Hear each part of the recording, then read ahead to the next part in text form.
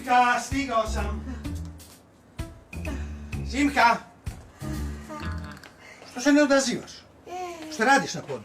Evo, stvarno ne znam šta da vam kažem. Šta da nam kažeš? Otpevaj nam neku pesmu, može i recitacija. Može, a koju? Ne mogu se sedim koju pesmu.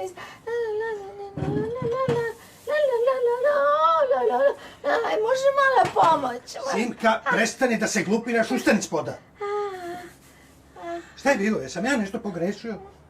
Kasnim, ne kasnim? Simka! Ko vam je ta Simka? Ako se meni obraćate, nisam Simka. Simka, šta je bilo?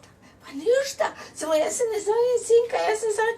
Ja sad ne mogu da se setim kako se zove. Šta će ovo tu? Ko je? Jesi se penjala gore da dohvatiš pa te udarilo po glavi? Sad ste me podsjetili, da, tu me boli, evo tu me boli jako.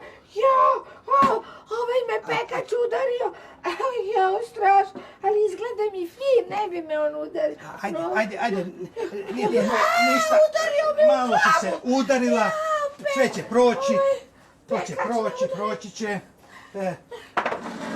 Simka.